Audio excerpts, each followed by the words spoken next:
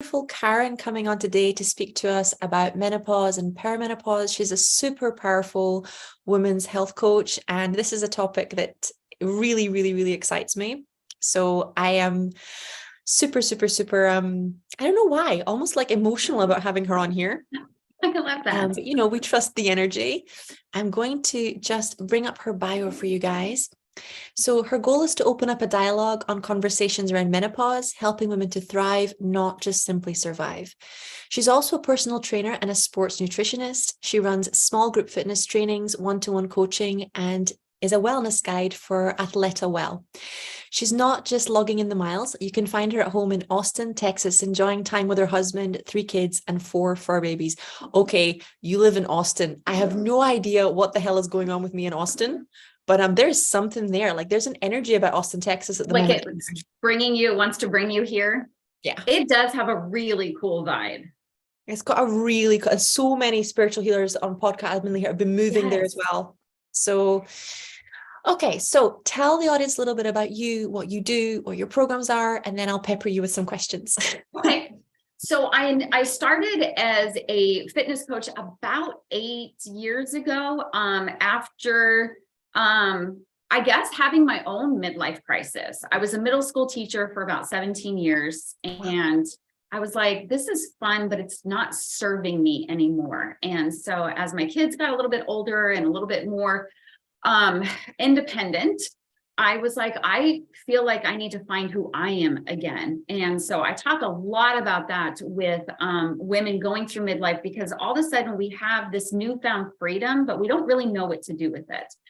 So I ended up getting into health and fitness because I always liked it. And that just kind of spiraled into health coaching, because I was like, there's more than just showing up for the workout. There's what goes on in the kitchen that inspired me to get certified in nutrition. And then there was just so many other elements. There was, conversations around sleep and stress reduction and gut health. And I was like, I am doing a great disservice if I don't address the whole person, and really got into that holistic approach.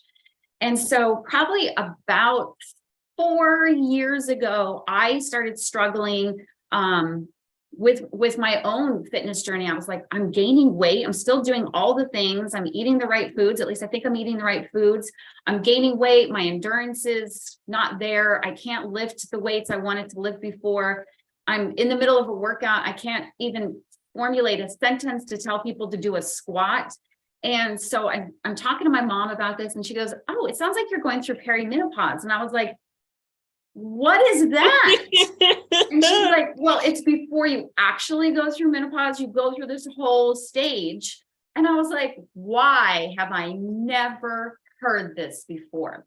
And so I dove deep into anything I could get my hands on. I was reading books and attending workshops and talking to people, other women that were already, focused on menopause. And I just learned everything I could learn and got educated and got, trainings and certifications.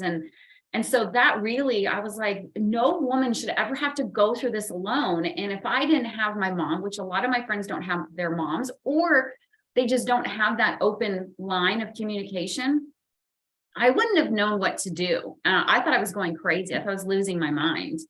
And so it just, that's kind of where it went. And so I just talk about menopause, and we talk about everything from, the changes in your hair to the changes in your skin to the changes in all of your lady part issues that you're struggling with. And because I feel like a lot of people don't know what to expect. And so it's like that last chapter of the book was just left out. Like somebody either tore it out, forgot to write it. I don't know what happened, but it wasn't there. No, and it's 15 years. Like the average perimenopause is 15 years, and it's just taken out. And it's like this monolithic silence, like nothing happens. Yeah, I don't, and a lot of people don't understand that. They're like, oh, so I'm just going to be here for like a couple months or something. And I'm like, no. You've been here for 15 years. So sorry. Then you go through menopause, which, menopause doesn't actually hit you until you stopped having your period for 12 months. Then you can celebrate. Menopause really is one day, which is so crazy that it's this umbrella term for, years of women's health. Yeah. And then you go into postmenopausal, and there's all kinds of things that are going on with postmenopause that nobody talks about. And so it is so important to get educated, because we are here for literally the next third of our life.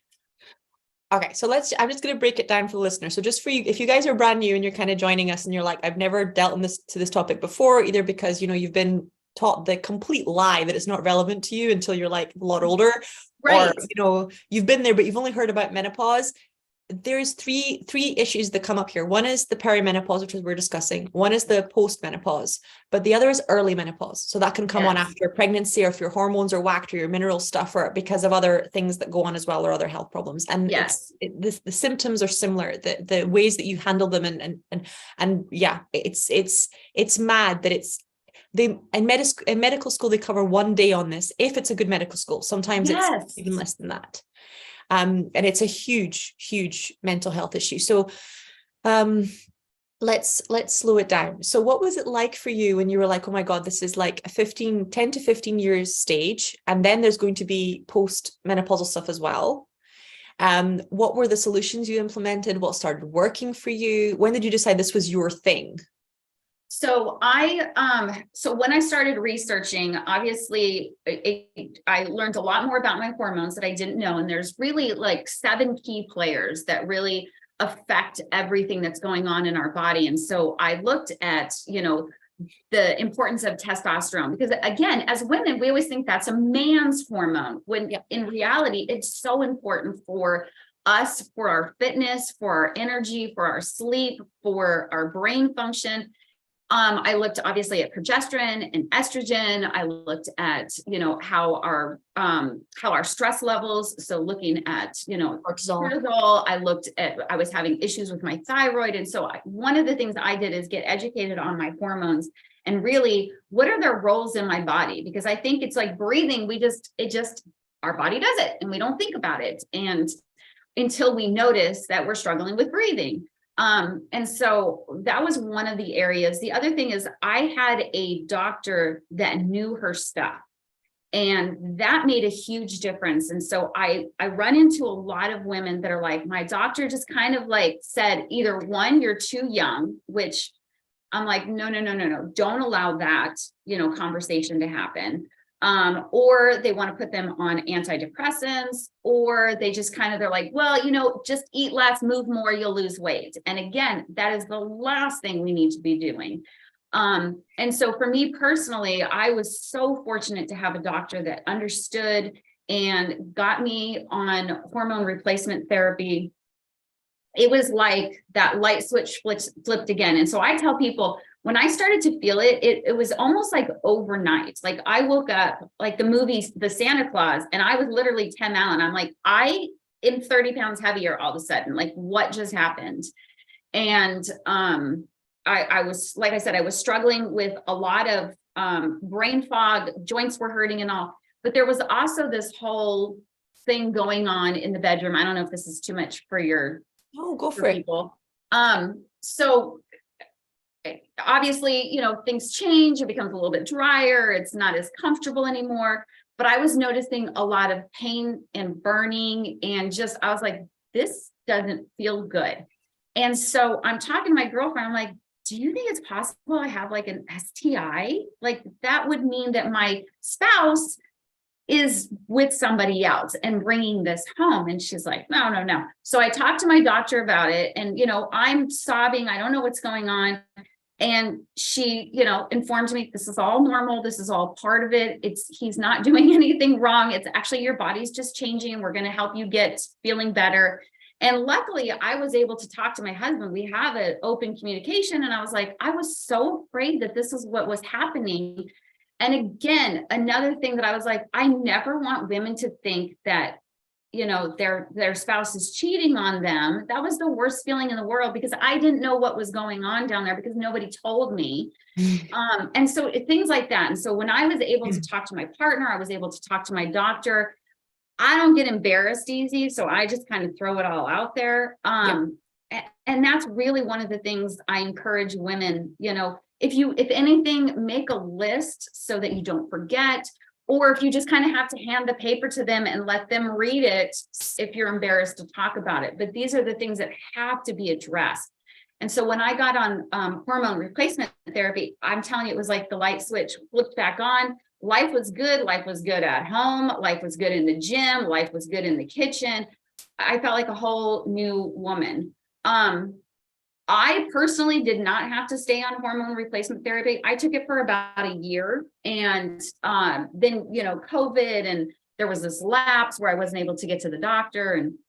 And so I still feel phenomenal. She's like, if you don't need it, we don't need to put you back on it as long as you're feeling good. Now, that's not always the case for everybody. Sometimes she's like, it just needs kind of a kick in the pants, and that seemed to work for you, but other people might be on it longer. So it really is, everybody's experience is going to be completely different, even though we have this shared commonality. My sister's experience is completely different from mine.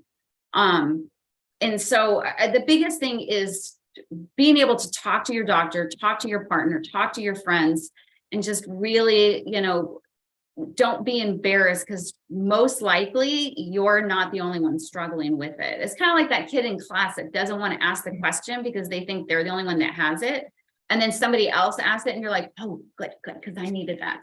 The same kind of thing, once it's open, people are like, oh yeah, that's me.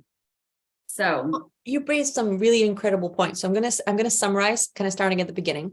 So the first thing that most women are going to be shocked by is that you're not dealing with estrogen, progesterone. You're dealing with estrogen, progesterone, testosterone, FSH levels, LSH levels, cortisol, adrenaline.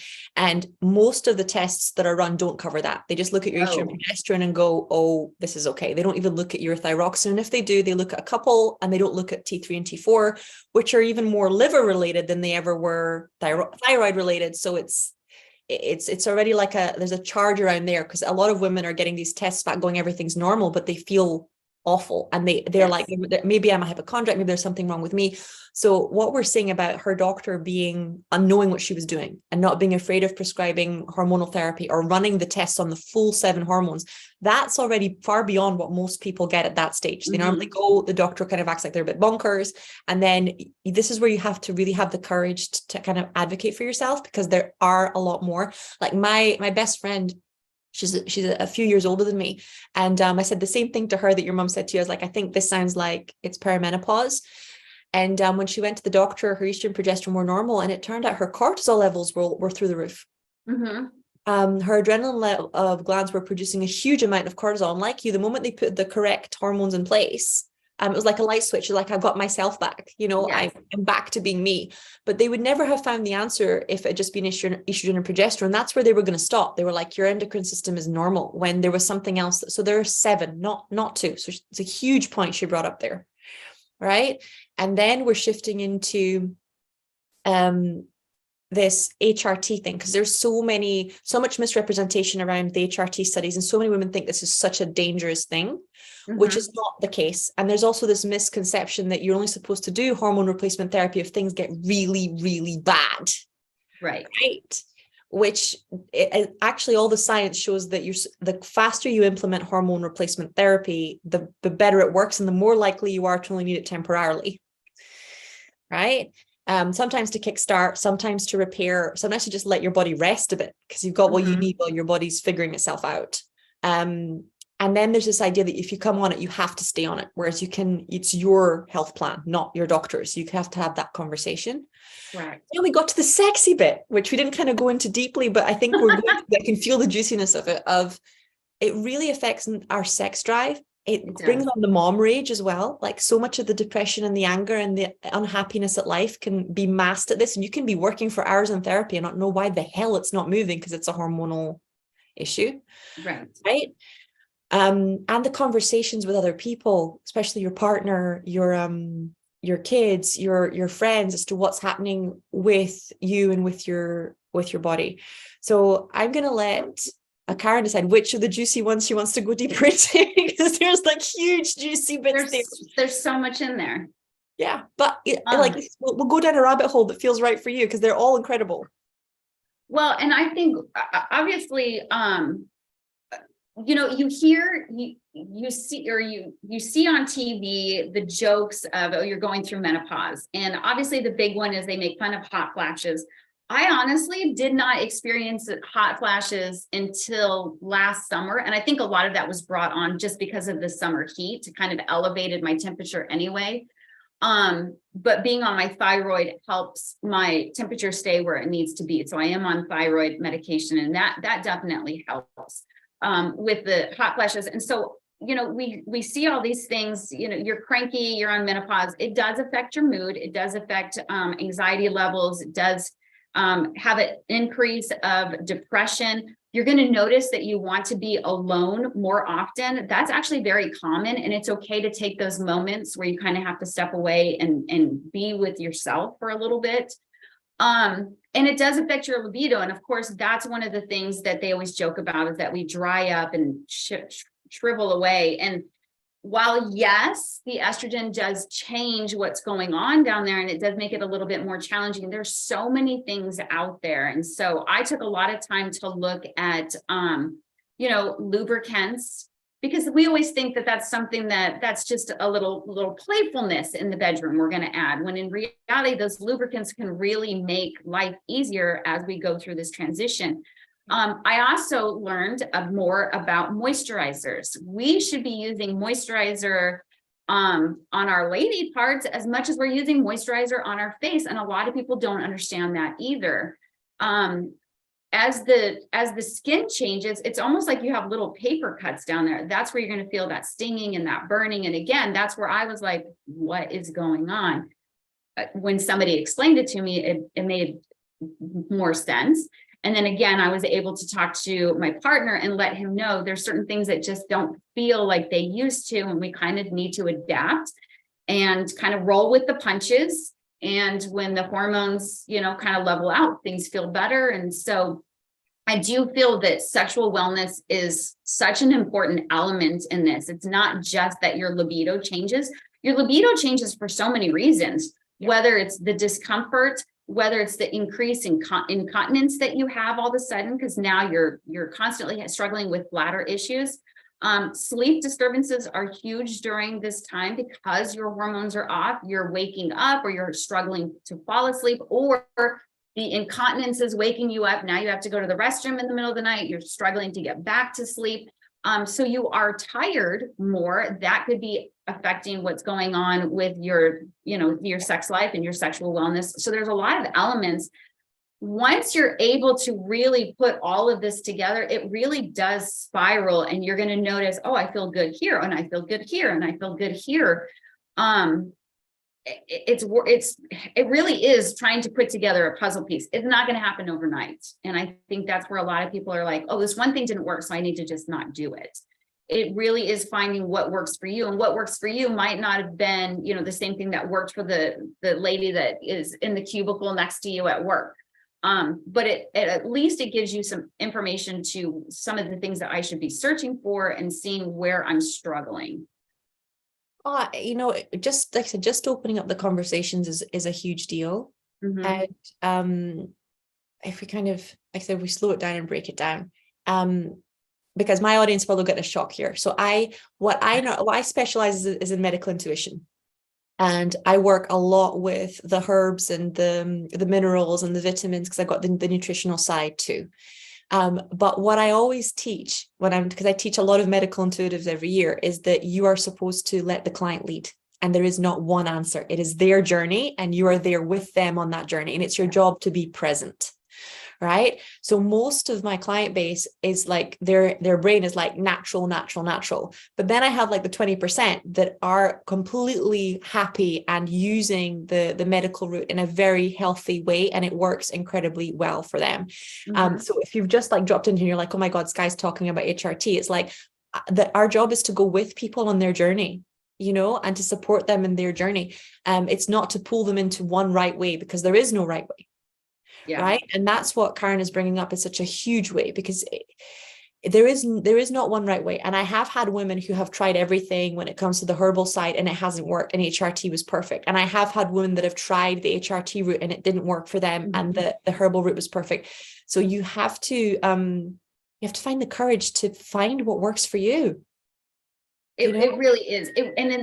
And such a wonderful time in general. And I try to let my clients know that even though that we are struggling with some of these issues, and this really is our caterpillar to butterfly moment. This is where we get to step out and really become who we are. And so not only are we experimenting with the things that is going to work for our changing body, but we're just experimenting with who we are and what is our new place and how are we going to live this next part of our life. And so it really is a beautiful way to this road to self-discovery. And part of that is figuring out what works best for my body, what works best for my lifestyle, what works best for my journey. And so that's one of the things I try to emphasize. Going back to like what you said about the sexy time, that this idea that a woman's sexual likes and dislikes stay stationary for her entire sex life, I think it's kind of a shock to our partners, because suddenly we're like, I love that for 10 years, but now I need something entirely. Not working. Yeah. But I think it's what kept me and my husband's sex life so strong is that I like I said, I'm not scared of having those discussions. Mm-hmm. And there were times where specific positions have been agony. There are times where specific things didn't work. And also where positions that before I didn't like, I would start to like, and that would work for a few months, or specifically after childbirth, after like particularly difficult hormonal periods. Where you're still figuring out what do you like now when everything is repairing or that's a really important thing, because you can still very much connect intimately, but it's if you don't have those conversations, you kind of go like, well, I'm broken because the old ways don't work. And it's like, well, you're not the old you've got a whole, and it really helped me after, especially postpartum, where I was listening to, I don't know if you've heard of her, but her name is Melissa Wood. She does a lot of Pilates. And things like that. So I was doing her postpartum Pilates course to close all the stasis stuff online. And one of the things she said is, you've got to completely get rid of, I'm going back to my old body. You're creating a whole new body now. Yes. And that's helped me at every stage, whether it's an injury or this idea of you're creating a whole new body, and stop trying to make yourself be who you were. Be present with who you are. That was such a huge deal. So how have you found adapting to that, and also introducing like the who you are now to your family, to your partner? Well, and mindset is such a big component. And that's one thing I always talk about. There's really 4 pillars. One of them is movement. And whether that is just going for a walk with your dog, nice, easy stroll, or, you're knocking out a crazy high intensity boot camp workout, whatever it is, or, CrossFit. We have to have some kind of movement in there. The second pillar is nutrition. What we do in the kitchen, obviously we already know, we've already learned, that's where the abs are made, but that's also where hormone balance comes into play as well. So what we do in the kitchen is super important. Nutrition is a key factor when it comes to, if you're really looking to feel better naturally. And then the third component I always talk about is mindset. You have to have the mindset going in, the growth mindset. You're going to be changing, and your body's changing, and what worked when you were 20 is not going to work now. What worked when you had your babies is not going to work now. And so mindset is such a key component, and really focusing on giving yourself that grace, giving yourself that space and that time to become who you were meant to be now. And maybe you're not meant to be a size 2, but you're meant to do great community work as a size 8. You know what I mean? I mean, there's so many other things to be focusing on, and it really, going into mindset is such an important element in all of this. And so my fourth one is education. You got to be educated. So when we go in this, when we approach this, we try to hit all 4 components. You've got to hit movement, you've got to hit your nutrition, you've got to hit mindset, and you've got to hit knowledge.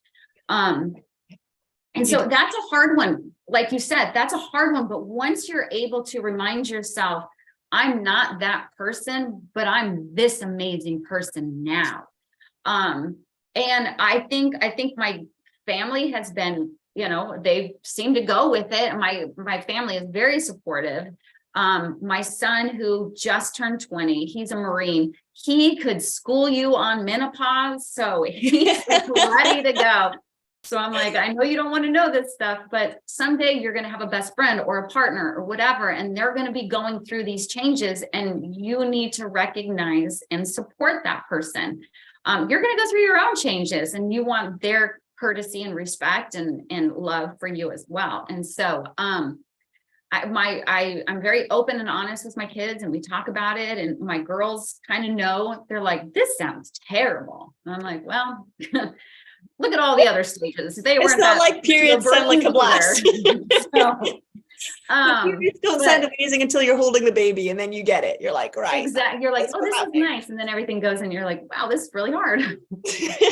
So mindset is such an important component. It really is allowing ourselves to change and appreciating those changes, and understand that our body is going to be a blessing to us if we work with it, and if we listen to it, and if we give it what it needs.